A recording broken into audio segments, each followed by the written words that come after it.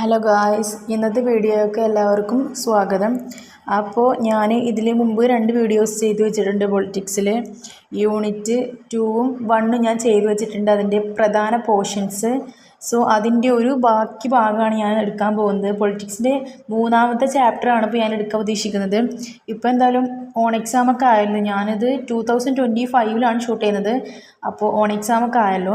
So നിങ്ങൾക്ക് on എക്സാമിലേക്ക് ഇത് useful ആവും ഗൈസ്. ഇത് ഞാൻ കഴിഞ്ഞ കൊല്ലത്തെ ആ ഒരു എൻ്റെ എക്സ്പീരിയൻസ് കൊണ്ടാണ് ഞാൻ പറയുന്നത്. ഇത് മാത്രമേ തന്നെ വരുള്ളൂ. ഇത് മാത്രം പഠിച്ചാൽ മതി ഗൈസ്. അപ്പോൾ ഞാൻ എന്തൊക്കെയാണ് പറയുന്നത് എന്നുള്ളത് നിങ്ങൾ ജസ്റ്റ് ഒന്ന് നോക്കി വെക്കാം.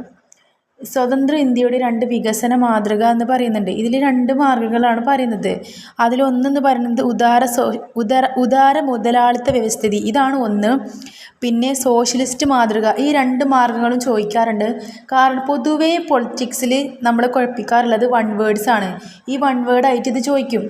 അപ്പോൾ നമുക്ക് ചിലപ്പം ഇത് നമ്മളെ നോട്ടിലേക്ക് എവിടെയെങ്കിലും ആയിരിക്കും നമ്മൾ എഴുതിയിട്ടുണ്ടാവുക.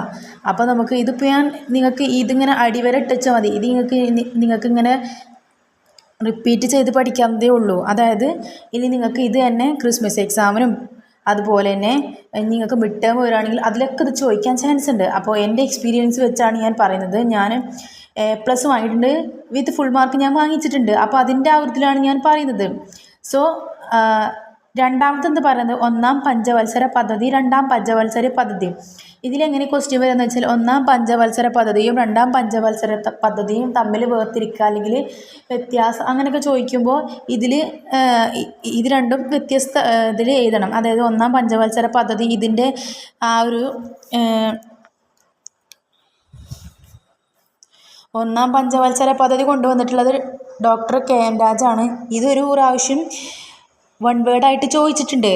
ഇതിൻ്റെ ഇത് പ്രാധാന്യം നൽകുന്നത് കാർഷിക കൃഷിക്ക് വേണ്ടിയിട്ടാണ്.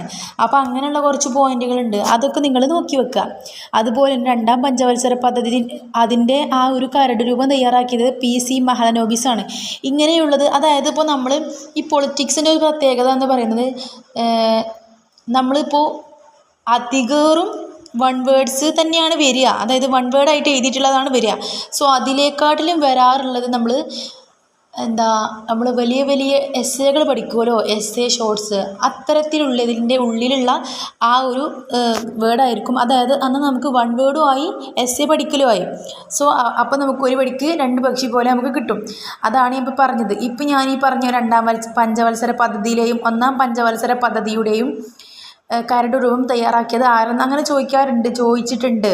അതേപോലെ തന്നെ ഇത് രണ്ടും പ്രാധാന്യം നൽകുന്നത് എന്തിനാണെന്ന് ചോദിക്കാറുണ്ട്. 1ാം പഞ്ചവത്സര പദ്ധതി കൃഷിക്കും 2ാം പഞ്ചവത്സര പദ്ധതി വ്യവസായത്തിനുമാണ് പ്രാധാന്യം നൽകുന്നത്. അതുപോലെ തന്നെ ഒരു 1 വേർഡാണ് ഇതിൽ. JC കുമരപ്പയുടെ പുസ്തകം ഏതാണെന്ന് ചോദിച്ചാൽ സ്ഥിരതയുടെ സമ്പദ് ശാസ്ത്രം. ഇതിൽ ഞാൻ പറഞ്ഞിട്ടുണ്ട് 1 വേർഡാണ്, നോക്കി വെച്ചോളൂ, 1 വേർഡാണ്. അതേപോലെ തന്നെ എല്ലാ എക്സാമിനും അധിക എക്സാമിനും ചോദിക്കുന്നൊരു സംഭവമാണ് ഹരിത വിപ്ലവം. ഹരിത വിപ്ലവം എന്താണ്, ഹരിത വിപ്ലവം എന്നും അതിൻ്റെ ഗുണം ദോഷം ചോദിക്കാറുണ്ട്. ഹരിത വിപ്ലവം എന്താണെന്ന് നമ്മൾ +1 എക്കണോമിക്സിൽ പഠിച്ചിട്ടുണ്ട്. അതേപോലെ തന്നെ അത് തന്നെ നമുക്ക് റിപ്പീറ്റ് ചെയ്താൽ മതി. ഇതിൽ ഇന്നത് പഠിക്കണമെന്നൊന്നുമില്ല, അതിൻ്റെ ആ ഒരു ഇത് പഠിച്ചാൽ മതി. അതിൻ്റെ ഗുണം ദോഷം ചിലപ്പോൾ 2 അവർ ചോദിക്കാറുണ്ട്. ഇത് എങ്ങനെയായാലും 5 മാർക്കിനോ 4 മാർക്കിനോ എപ്പോഴും ചോദിക്കുന്ന ഒരു ക്വസ്റ്റ്യനാണ്. സോ ഇത്രയൊക്കെയാണ് ഈ പാഠത്തിൽ നിന്ന് എസ്സേ ഒക്കെ ആയിട്ട് പഠിക്കാനുള്ളത്. ഇതിൻ്റെ 1 വേർഡ് ഇതിൽ ചോദിക്കുക, ഇതൊക്കെ എപ്പോഴും ചോദിക്കുന്ന 1 വേർഡ് ആട്ടോ. ഇത് നമ്മൾ +1 എക്കണോമിക്സിൽ പഠിച്ചിട്ടുള്ളതാണ്. ഇന്ത്യയുടെ പാൽക്കാരൻ ആര്, ധവള വിപ്ലവത്തിൻ്റെ മറ്റൊരു പേരെന്ത് എന്നുള്ളതൊക്കെ. ഇന്ത്യയുടെ പാൽക്കാരൻ എന്ന് പറയുന്നത് ഡോക്ടർ വർഗീസ് കുര്യനാണ്. അപ്പോൾ അതൊക്കെയാണ്, ഇതൊക്കെ നമ്മൾ എപ്പോഴും ചോദിക്കുന്ന ഒരു ചോദ്യമാണ്. ഇതൊക്കെ നോക്കി വെക്കുക. ഇന്ത്യയുടെ പാൽക്കാരൻ ഡോക്ടർ വർഗീസ് കുര്യനാണ്. ധവള വിപ്ലവത്തിൻ്റെ മറ്റൊരു പേരെന്താണെന്ന് വെച്ചാൽ ഓപ്പറേഷൻ ഫ്ലഡ്. ഇനി ചിലപ്പം ഇത് നോക്കാൻ ബുദ്ധിമുട്ടുള്ളവർക്ക് ഞാനിവിടെ എഴുതി കാണിക്കുന്നുണ്ട്. ഓപ്പറേഷൻ ഫ്ലഡ് എന്നാണ് ഇതിൻ്റെ മറ്റൊരു പേരെന്തെന്ന് പറയുന്നത്. ഇന്ത്യയുടെ പാൽക്കാരൻ എന്ന് പറഞ്ഞാൽ ഡോക്ടർ വർഗീസ് കുര്യൻ എന്നാണ്. സോ അതൊന്ന് നോക്കി വെക്കുക. അപ്പോൾ ഇത്രയൊക്കെ തന്നെ ഉള്ളൂ ഈ പാഠത്തുനിന്ന് ചോദിക്കുന്നത്. ഇത് മാത്രം പഠിച്ചാൽ മതി, എന്നാൽ യൂണിറ്റ് 3 നിങ്ങൾക്ക് സെറ്റായിരിക്കും.